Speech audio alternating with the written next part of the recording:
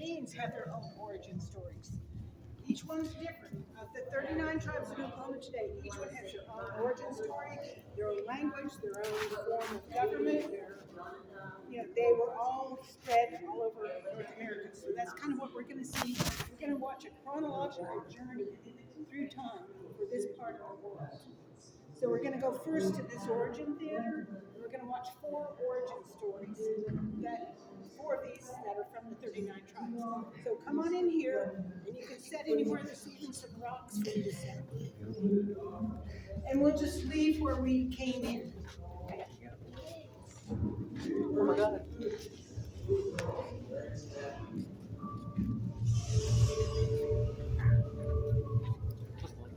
Who's the Buddha and God, the sun and the moon. Venus, little boy, old man.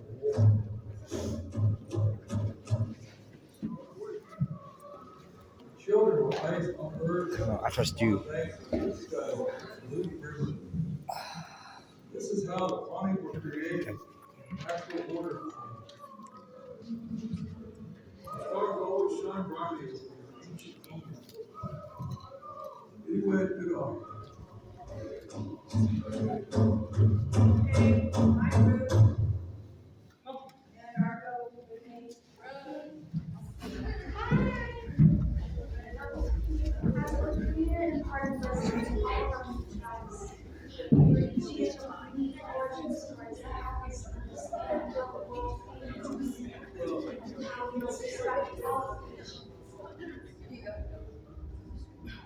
Some of us were born of the sun.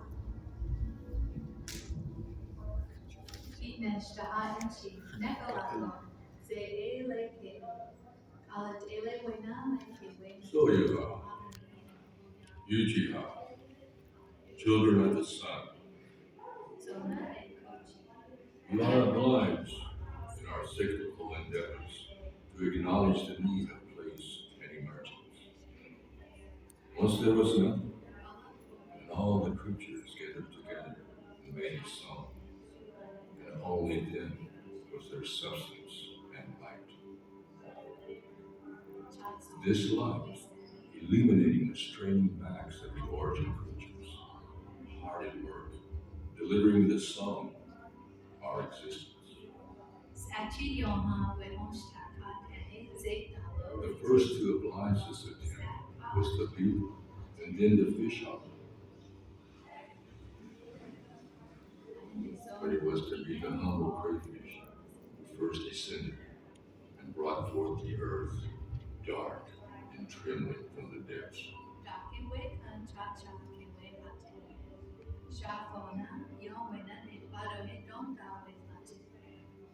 And the wondrous buzzard who winged the air to form and drive the earth, upon which the sun stilled her blood, to ensure our being in a place where repeated whisperings became reality.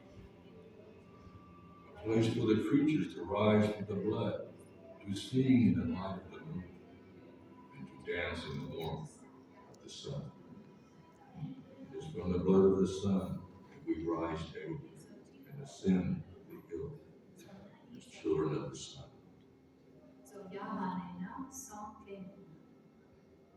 So you are.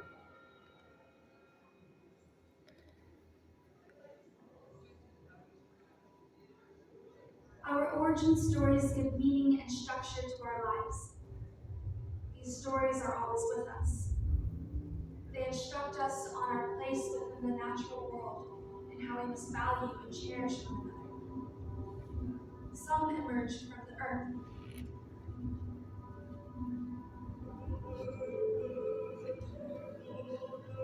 A long time ago, as we traveled through darkness inside the earth, when people and animals spoke the same language, Nish, the moon, came to our people with gifts. To the women, Ga Nukti, Nish gave seeds of Kasib, corn, and Kakagasti, pumpkin. To the men, Ka Shui gave the Tehenko, pipe, along with tobacco and flint. Nish foretold of our people's journey through a deep darkness, but promised these gifts would sustain us until we were led by Tasha into the light of simple to subtle.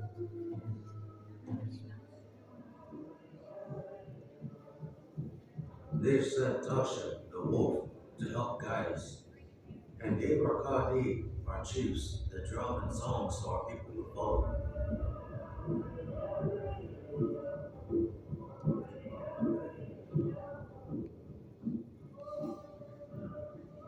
Once we emerged, we were warned not to look back into the darkness and to keep moving forward. But Tasha was too curious, and he looked back. There was a great shaking of the earth, and the entrance collapsed. We call this Nachakami now, the place of crime for those who were left behind. In the end, we will all return to Wahina, our Mother Earth.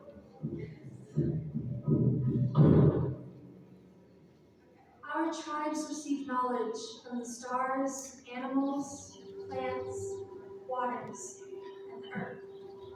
Origin stories hold this knowledge. They teach us to act responsibly. We look to the animals to know how to live.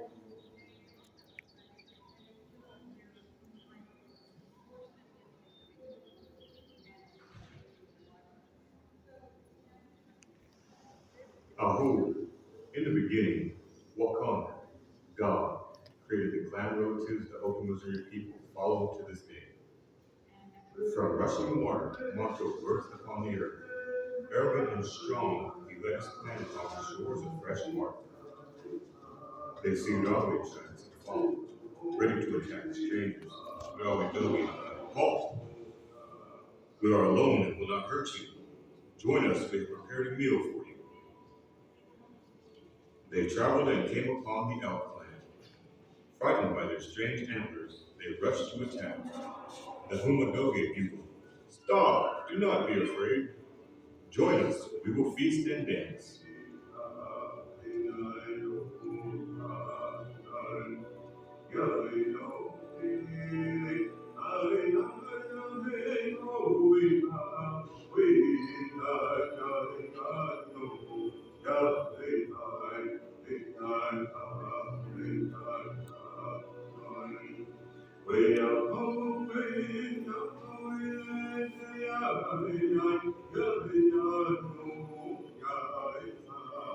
Monto prays.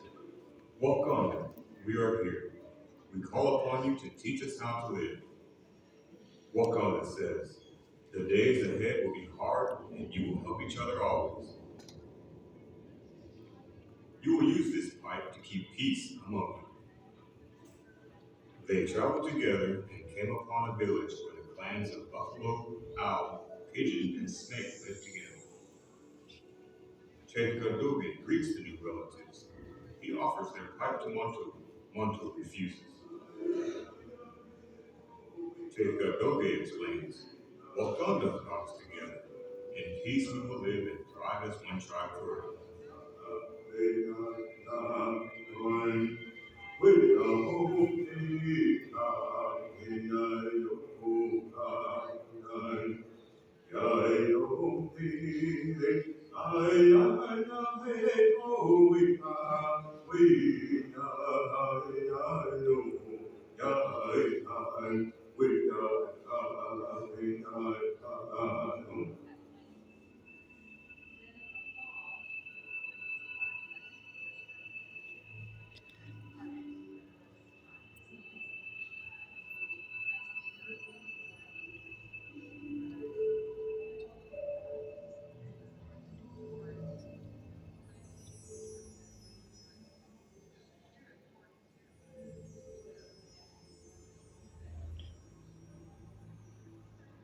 Our origin stories define who we are, intimately connected with the natural world since before time began.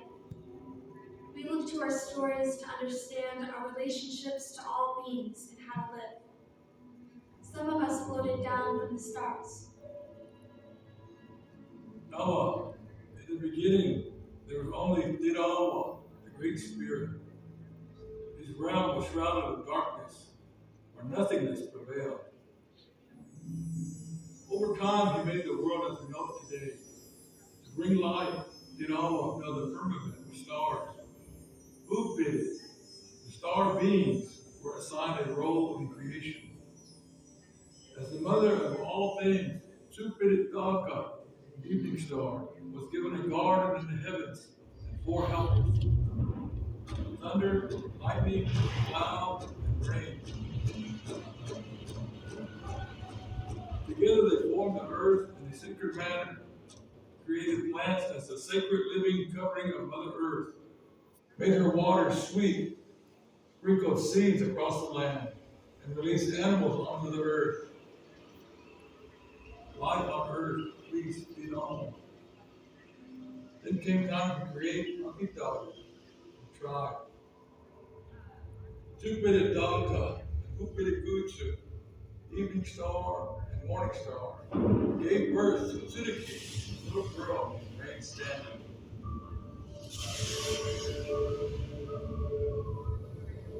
To Sakudu and Ba, the sun and the moon.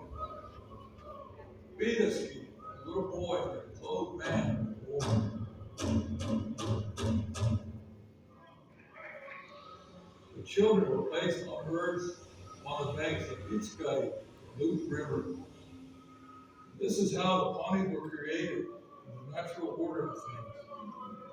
I think this is about where The we stars always came shine brightly in. over Always. the ancient moon. Anyway, to go. Scatter over here by the.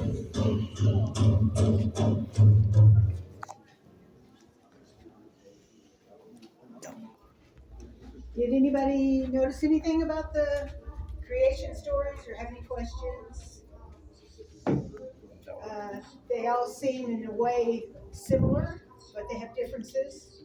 You know, basically there was a God that created the tribe and they respect the earth and the plants and the animals and work together with that. So we're talking about origins here in North America, and we're talking about the 39 tribes who wound up in Oklahoma today. And if you notice, the restaurant is called 39. That's why. So we're going to go forward in time as we walk through this gallery, and just to show you something to show how long people have been here and taking care of themselves.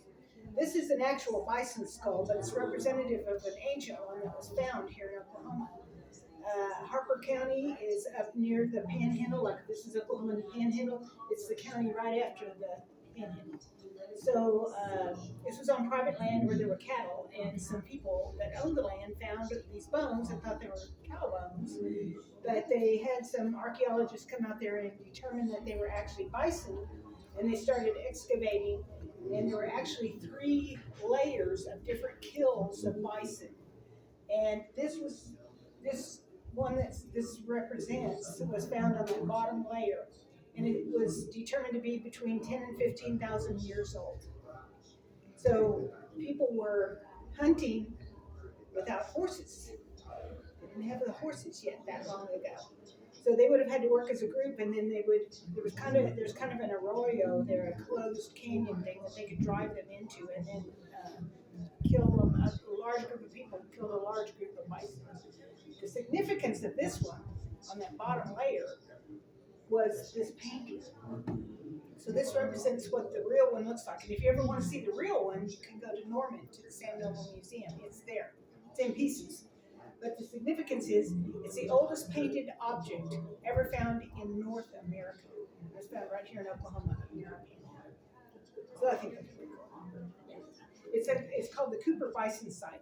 There's actually 2 other sites, but they only found one skull that had the painting on it, which is kind of cool. But it's just to kind of represent how long people have been here, taking care of themselves. And you know, there's arguments of how humans got to this continent. You know, whether they came across like up near Alaska, an ice bridge, or came down the west coast and across, or whatever. But people have been here for tens of thousands of years. So come and look at this map. Here we've got North America. And if anybody's gotten anything, how many tribes are in Oklahoma today? 39. 39. Well, there's 39 circles here. And we just saw origin stories. These are where those 39 tribes, their origin was. Like, when we saw the Pawnee story where they came down from the stars, they were created at the point in what became Nebraska. The Lutheran River is in Nebraska. So all of these circles represent where these 39 tribes were created, where they started in their origin story. So you can see there were tribes as far away as Canada, Mexico, and then of course the 5 tribes in the southeast that we always talk about. There's some people coming through here. We can move a little closer this way. And then this is actually also part of the Cherokee story, that they were on an island out in the Atlantic somewhere, and eventually had to abandon that island because of it was uninhabitable for the number of people they had. But that's part of their legend of how they were created too. And they came over to parts of Florida, Georgia, and all that kind of stuff. But I guess you guys have all had Oklahoma history. Yes. Yeah? Yes. Yes? Yes. And so you've heard of the Trail of Tears? Yes. Okay, that was actually focused mostly on these 5 tribes. The Seminole, Creek, Choctaw, Cherokee, what am I leaving out? Okay, so that's how we get to this date here. If you remember your Oklahoma history, anybody have any clue what happened in 1830? Yeah, go ahead. Me? You're going to say something. No. I wasn't. You ever heard of the Indian Removal Act? Oh, yes. Okay. So, does anybody know who was president at the time? Andrew Jackson. Yes, the guy on the $20 bill, right? Okay, he was president. The Cherokee actually sued the government and won twice in the United States Supreme Court that they owned that land they were on, but it didn't matter to Jackson. He forced through Congress this Indian Removal Act and started forcibly removing people. And that's what created the Trail of Tears. But you have to kind of realize that every one of these 39 tribes basically had their own Trail of Tears. They didn't want to leave their homeland, what they knew. So each tribe basically had to be forced into what became Oklahoma. I always like to point out, this tribe right here in what became Northern California is the Modoc. They're actually headquartered up in northeastern Oklahoma today. They were able to resist being captured. They fought the cavalry for like a year. And finally, their warriors were killed or captured, and they were forced by cattle car on rail to come to a point in Kansas and then had to march the rest of the way into Oklahoma. But we'll have maps going forward, and I can point out the Modoc on that. And you'll see how a lot of tribes moved several times. They moved themselves because they were being forced out.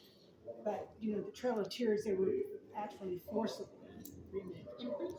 So this area here, we're going to spend a little time, and I'm just going to turn you guys loose. Go in this circular area here. This is this time frame when all this conflict is going on between the U.S. government and tribal nations. And see if you can find something, and we'll meet back here in a few minutes, and see if you can find something that you didn't know before today.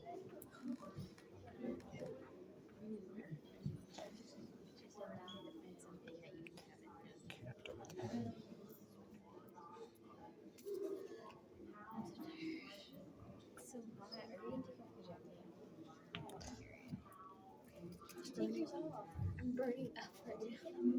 It's fine. We can be right there. It's not like that.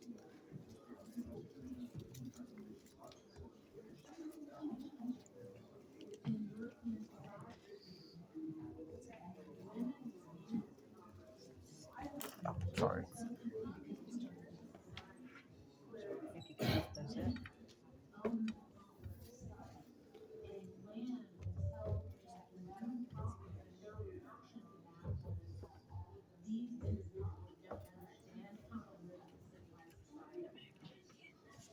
American 60s.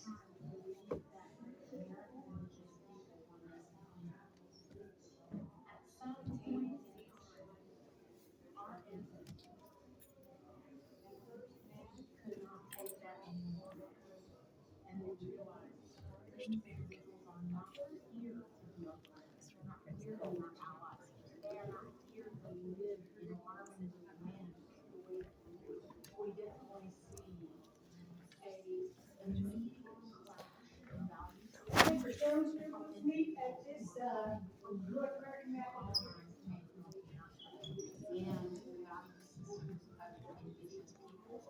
Over here, we'll see if anybody, tells us anything they know about.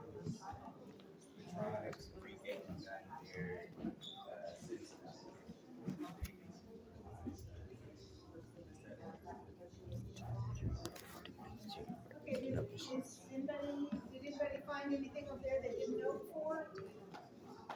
Yes, sir. That Indian was called first called Indians by Columbus in 14 something. Yep. Well, that's when Columbus sailed. Of course, no, Columbus didn't make it to the mainland. He was down on islands in Cuba, Hispaniola. He never made it to the mainland, but he's said to have discovered North America. But actually, he didn't, because by the time he arrived, there were at least 18 million people living in North America. So, that's why today we don't really care to honor Columbus on Columbus Day. We call it Indigenous Peoples Day. Okay, so here we are. I didn't know that. 1830, That's cool. that Indian Removal Act. And you can see where the circles are now. See, we don't have anybody up here, down here. They're condensing more. There are a lot of them, like I said, moving on their own or, getting ready to be forced out by the Indian Removal Act. But you see the Modoc are still here. What happened to them is they were kind of like sitting pretty until gold rush. 1849, the 1850s. Well, everybody started going out to California to, pan for gold, and that's when the conflict arose. They wanted the land where the Modoc were, and that's why they, started fighting, and the cavalry started trying to remove them, and they resisted, like I said, for a year. And they had their leader, Captain Jack, actually survived all of that and was captured and then killed. One of the things, if you get a chance to go upstairs later, there's a gallery upstairs that has all the objects that are here from the Smithsonian Museum in Washington, D.C. And all the 39 tribes got to pick 3 items from that collection, whichever ones they wanted, and display them the way they wanted. Because this museum is run by Native peoples. It didn't start out that way. In 1995, the Oklahoma legislature created the act that would create this museum. It wasn't the tribes. And then over the years, they lost funding, they lost, their focus. And so for years, you drive by and see this structure. They got that far, and then they couldn't complete it until they asked the 39 tribes, and all 39 participated in making this museum happen. So we didn't open until September 2021. So that's like, 30 plus years to get this museum from when the Oklahoma legislature created it until the tribes came along. And I always think one legislature couldn't get their act together, but the 39 tribes all agreed and came together to create this museum and choose those objects that are from the Smithsonian. But one of the things you'll see if you get to go upstairs, a lady who was in the Modoc tribe was wearing a hat because they just had the clothes on their back. And it just looks like you wouldn't think it's anything by looking at it. But when you know the story, it's what she wore on her head on that train car ride over here. So it's kind of amazing. There's a ghost dance dress up there, which I think is really cool. There's all sorts of cool stuff up there. If you guys have extra time, you can maybe. This is just a fire circle. It just tells stories about like bison and corn. And there's another fire circle over here that has some removal stories in it. These are all things if you have time, you can come back for. I just wanted to point out here, we're talking about the Indian Removal Act. All these areas of removal. Anybody know who this guy is? Crossroad. Corey Melville guy? Andrew Jackson? Yeah, well, it's a cartoon. It's a political cartoon, but see what he's doing? He's holding the Indians like they're little kids or babies. because that's the way he wanted to be portray himself. You know, politics. So he was portraying himself basically as the great white father. These people who have been here for tens of thousands of years taking care of themselves. He thought they needed his help. So that's the way he justified this. To say these people. It sort of became true when people got removed and not their ability to take care of themselves got removed. I don't know if anybody ever realized that. You know how we don't have very many bison today? There used to be millions.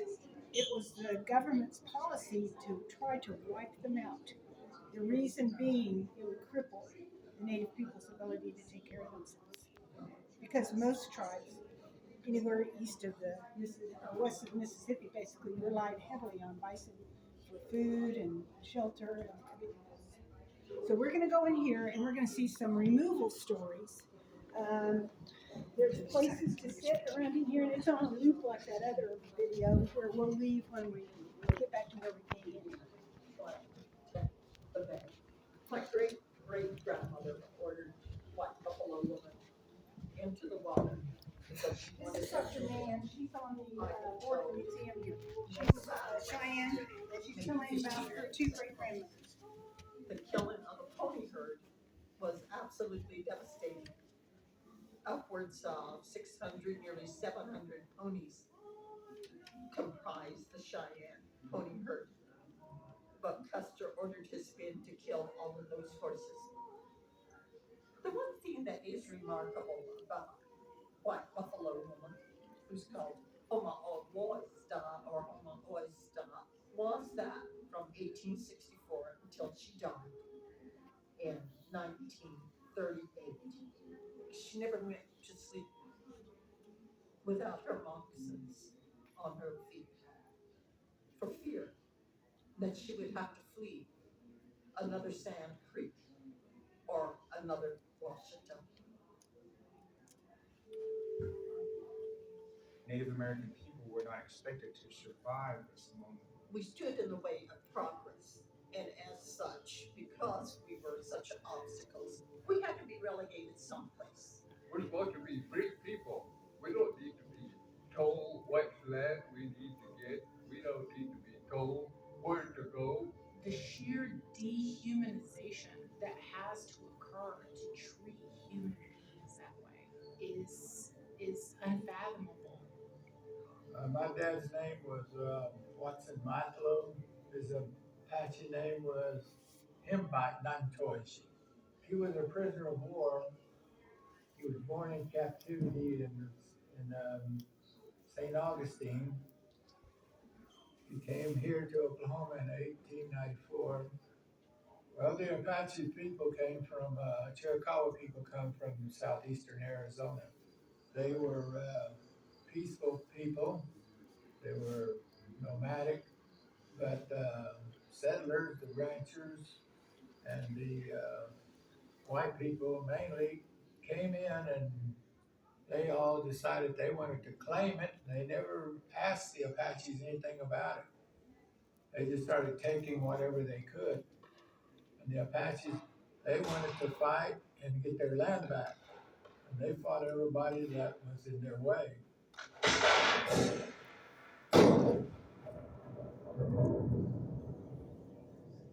And that's how the Apaches finally had to be removed from southeastern Arizona. And when they became prisoners of war, they lost everything. They were promised to be gone at least 2 years. Lay down your arms and come and go with us. And in 2 years, you will be back here on your own land. But after they got all the group leaders together, they forgot about 2 years. Pretty soon it was more like 10, 15, 20, 25 years, and they were still prisoners. And they still didn't get home. That was 27 years.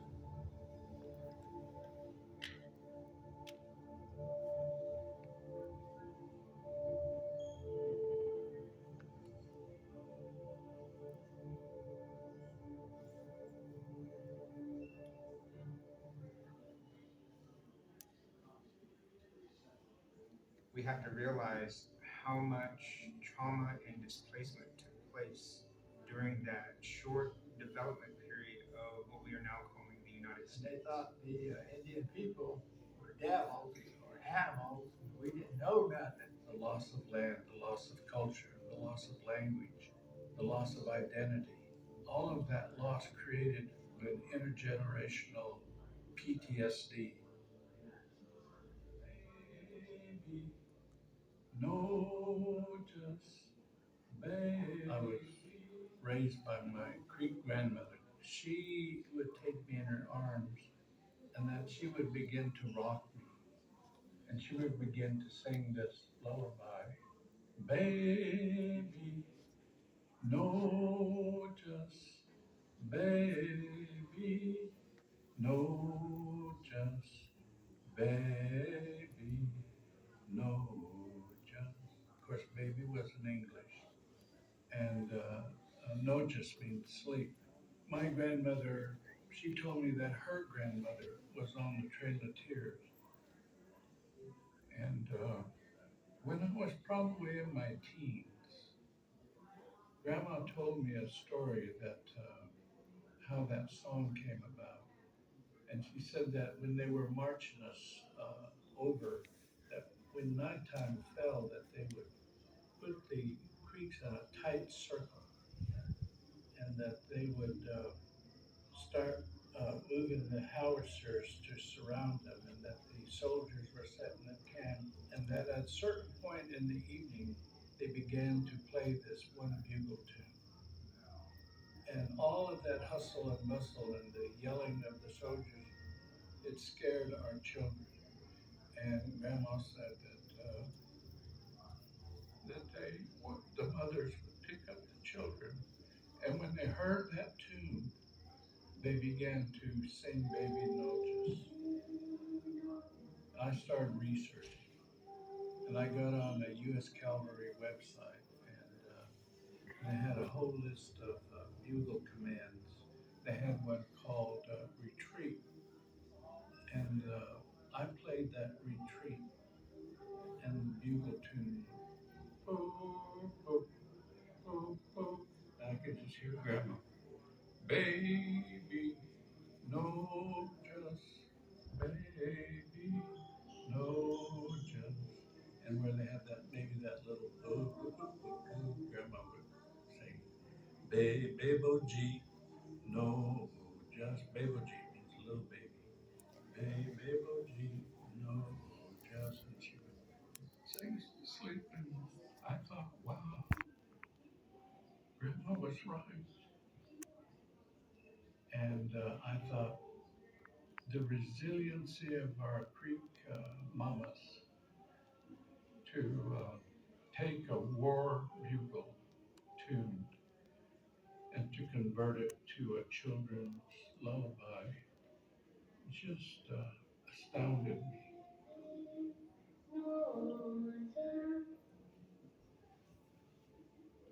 Their bodies were being assaulted in every way, their psyches, their spirituality, and the culture.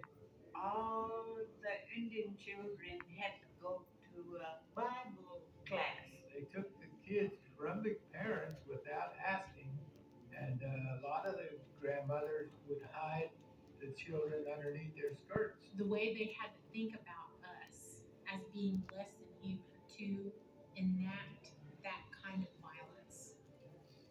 When we think about the introduction of assimilation tactics upon Native American communities, we see the policy of assimilation or annihilation. When this country was just now emerging, indigenous peoples lost 99.996% of the population, meaning that there is a 0.004% survivors. It was in this vulnerable state that we saw numerous assimilation tactics begin to be kind of utilized with those surviving persons of Native peoples. We see government instituted boarding schools. We see Christian sponsored boarding schools coming in and saying, you're going to speak English, you're going to cut your hair. you're going to dress in this fashion, and even this is going to be your preference for yourself and future generations. During that moment, everything that was deemed Native American was demonized in hopes that we can kill the Indian and save the man, which is an actual terminology that was used. It was more than just spreading a religion, more than just sharing a belief system. We see the foundations in numerous publications from the church readily speak of what one should do when encountering non-Christian people, and that's the seizing and taking of land and territories. And when we think about some of this assimilation tactics that were employed after all of the trauma of war, exposure, displacement, disease, that led us to having only a small percentage of Native people surviving, there was a displacement of taking us away from those things that we found life in, that we found a power in, our spiritual practices, our ceremonies, the things that allowed us to overcome all of life's obstacles for generation after generation. What I began to realize is that that was a form of not just displacement, but it was actual spiritual violence. The irreparable damage that was done, the genocide that occurred, it's unimaginable to us today. They wanted our land. It's strictly, they wanted our land. A lot of our people were cut down. Our prophecies and our great prophet Sweet Medicine had told us that we would come to these strangers who would want this land. And they would want this land and they would take it. On the early morning hours of November 29th, 1864, a former Methodist minister by the name of John Milton Shillington led 700 volunteers in an attack on this peaceful camp that Black Kettle had deemed to be a place of safety.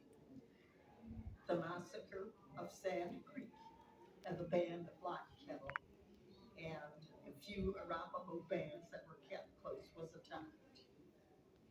Two of my great-grandmothers were at Sand Creek. White Buffalo Woman, my paternal great-grandmother, was a child of about 11 years. My maternal great-grandmother, Visitor, a little younger, was there also.